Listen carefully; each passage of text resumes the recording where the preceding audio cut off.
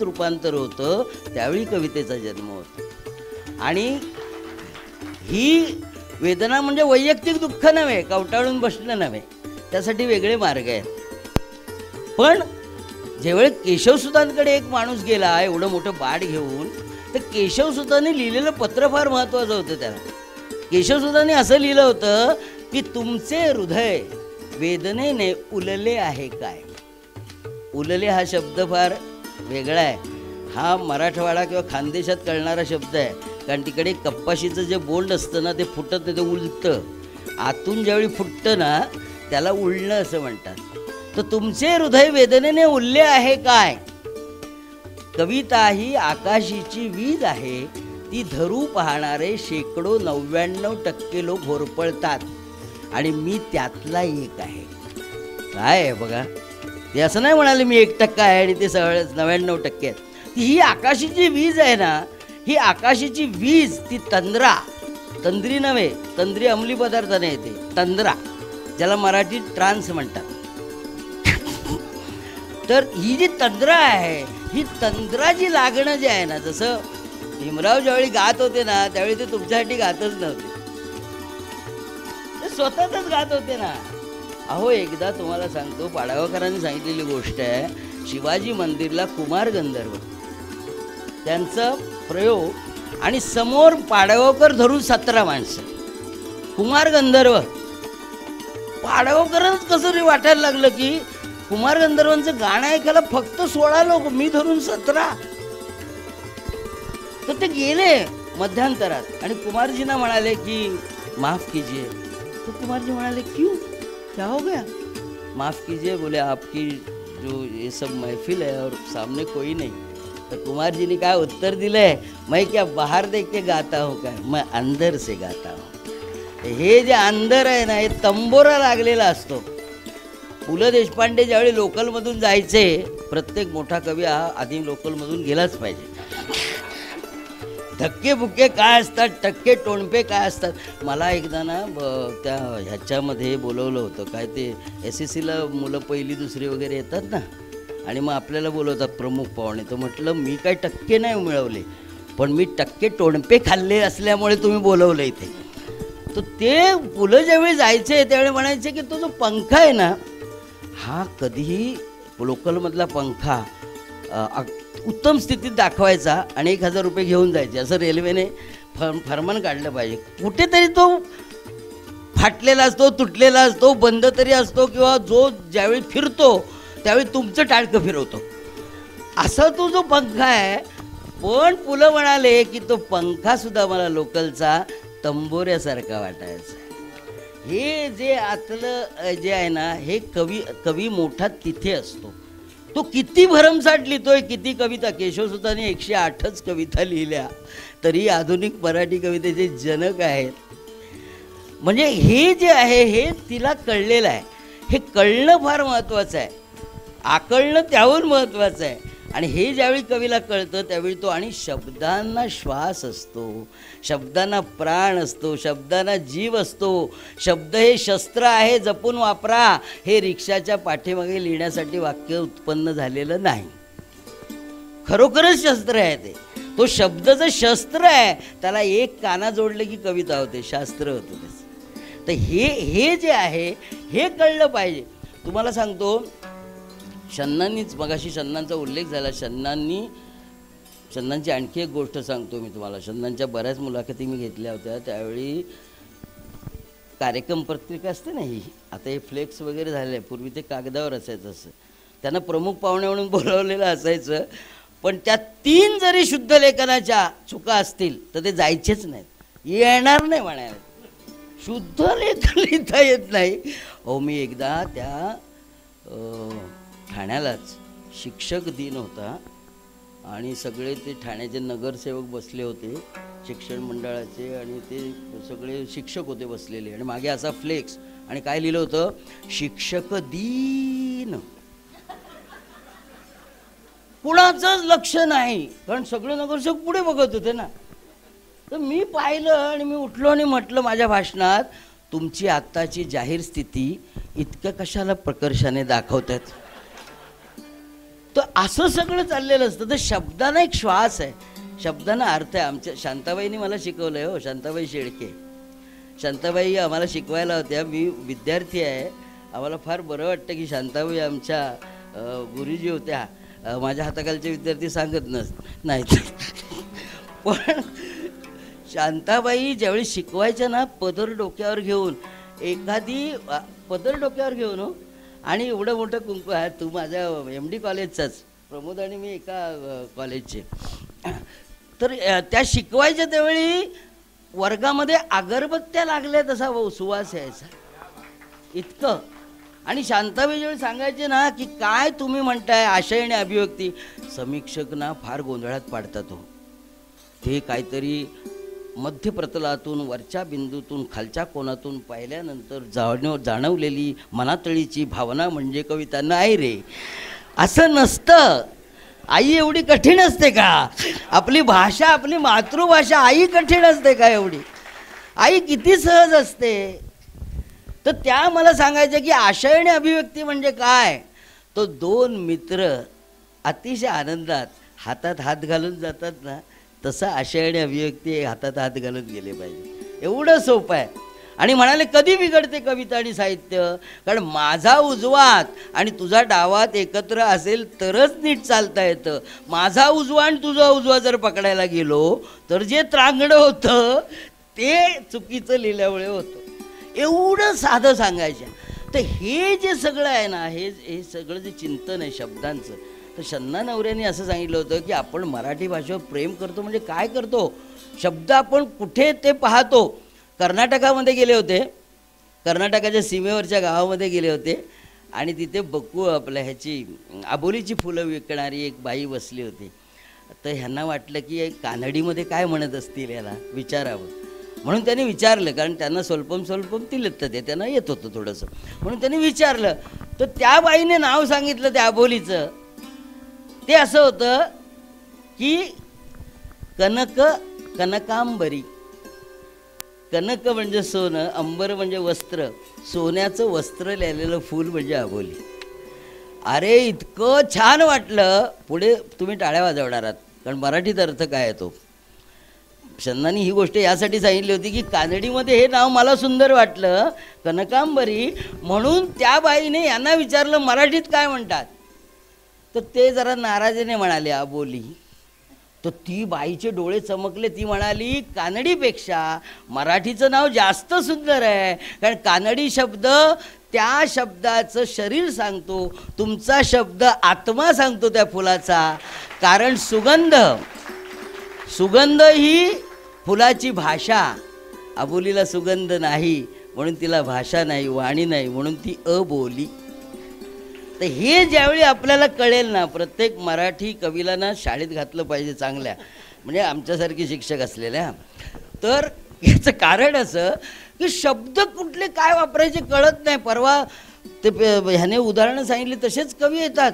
इकडून ती आली, तिकडून तो आला, मधून टांगा गेला. अरे काय काय गरज आहे का तिन्ही दिशेचं काही सांगत बसलेत, वेळासारखं आपलं काहीतरी. एक परवा कवी मला भेटला, तो म्हणाला मी क्रांतिकारी कवी आहे. म्हटलं ठीक आहे, हरकत नाही. तुम्हाला माहिती आहे ना, आचार्य अत्रेंना जेव्हा दिलीप चित्रे म्हणाले होते की माझी कविता आता कळणार नाही, 10 वर्षाने कळेल, अत्रे म्हणाले 10 वर्षांनी लिहा, आता कशाला लिहिते. तर तसं तो आला आणि म्हणाला क्रांतिकारी कवी आहे. म्हटलं ऐकव, पावसावर आहे, कशावर आहे असं म्हणाल, रेनकोट घाल आणि ऐकव, पण ऐकव. तर तो म्हणाला बघा कविता अशी आहे, रात्रवती भरकटलेली, रात्रवती भरकटलेली, रकटलेली, कटलेली, टलेली, लेली, ली. अरे एक एक अक्षर कमी करून तुझं नाव अक्षर वाङ्मयात कसं काय येऊ शकेल बाबा. तर अशा प्रकारच्या ह्या सगळ्या ह्याच्यामध्ये करंदीकरांनी म्हटलं होतं की कवी थोडे आणि कवडे फार, असं म्हटलं होतं त्यांनी. म्हणजे आपण गवत पाहायला जावं, दुर्वा कमीच असतात ना, आणि गवताचं पीक. त्यावेळी रामदासांनी पण लिहून ठेवलं होतं, कविता गवताईची उदंड झाली. हां, आणि वाचतच नाहीत मराठी कवी.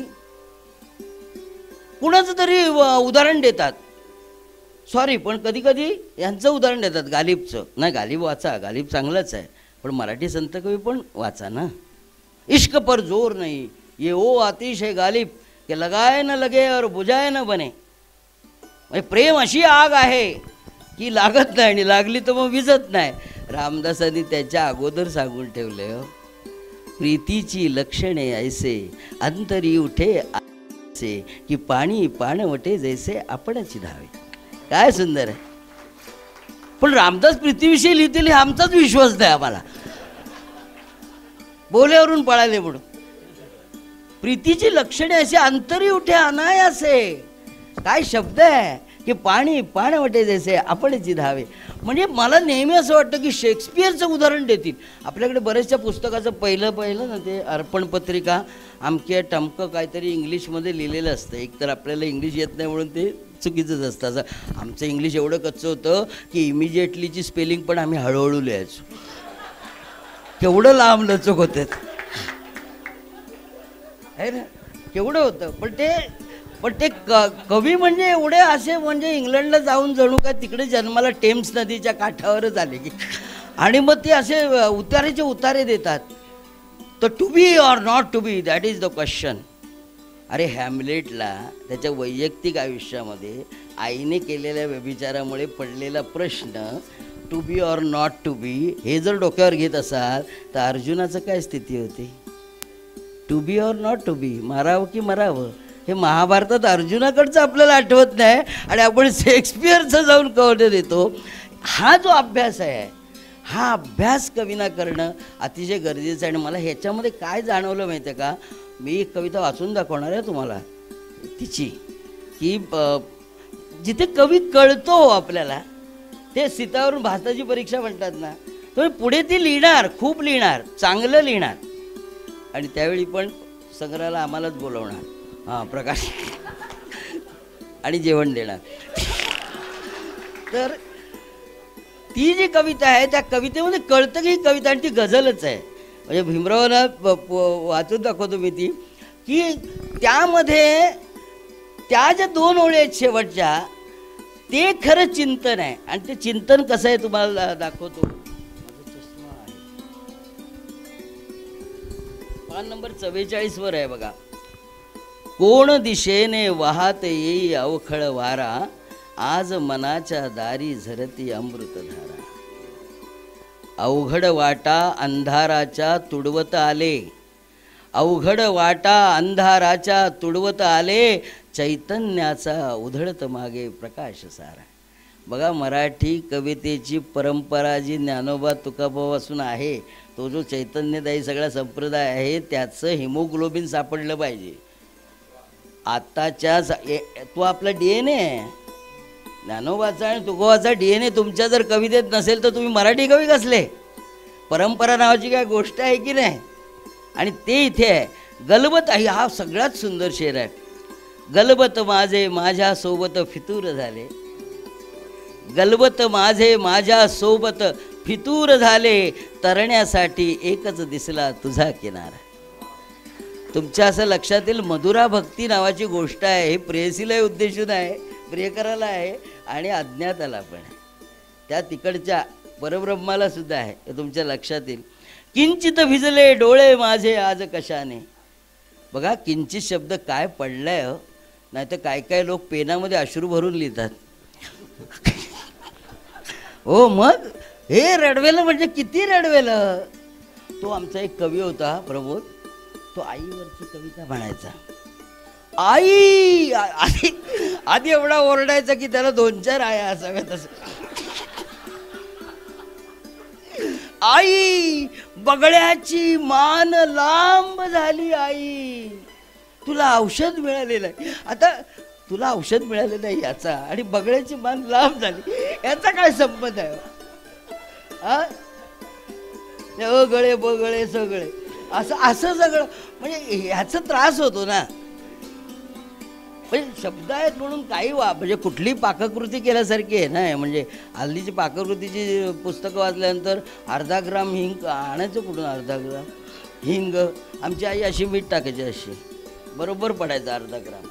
आता ते असं आंब्याच्या कोळीचा कुर्मा करतात, त्याच्यामध्ये मध्यम आकाराचा बटाटा आता मध्यम आकाराचा बटाटा आणायचं कुठून? एक मोठा ठेवायचा, एक छोटा ठेवायचा आणि मधला उचलायचा. मला हे कळतच नाही. सहजता नावाची गोष्ट गेले कुठं? किती सहज असतो आपण. आता बघा, आपण ज्यावेळी मित्र आला तर आपण काय लगेच त्याला असं म्हणतो का, या या तुमच्या चरण कमलाची धूळ आमच्या उंबरठ्याला तशी कसली चरण कमळ. पण ही कृत्रिम भाषा, अलंकारिक भाषा, तिच्या कवितेत अजिबात अलंकार नाही. एकदम साधी, लोभस, सरळ अशी अभिव्यक्ती आहे. शब्दबंबाळपणा नाही. जे वाटले अंतरीचे धावे स्वभावे बाहेरी धरिता ये परी नाव. तुकाराम महाराजांनी लिहिलेलं आहे, न लागे सांगावा चंदना परिमळ वनस्पती मेळ आकारुनी. चंदनाचं झाड काय छातीवर टॅग नाही लिहित, मी चंदनाचं झाड या या. पोलीस स्टेशन आहे का ते? न लागे सांगावा चंदना परिमळ वनस्पती मेळ आकारुनी. तुका म्हणे मेघ नाचवे मयुरे लपविता खरे येत नाही. हे जे आहे ना, हे तिच्या कवितेत आहे. हा जो प्रांजळपणा झरा आहे ना, हा बांधलेला अहूद आहे किंवा म्युन्सिपाल्टीचं कारंज नव्हे जे नेहमी बंद असतं. तर हा अंतरीचा झरा आहे.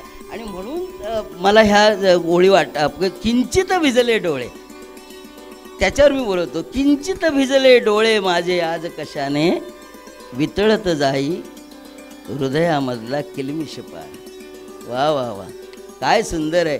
किलमिशाचा पारा एक नवीन प्रतिभा आहे ना, कुठल्याही प्रकारचा प्रभाव नाही याच्यावर.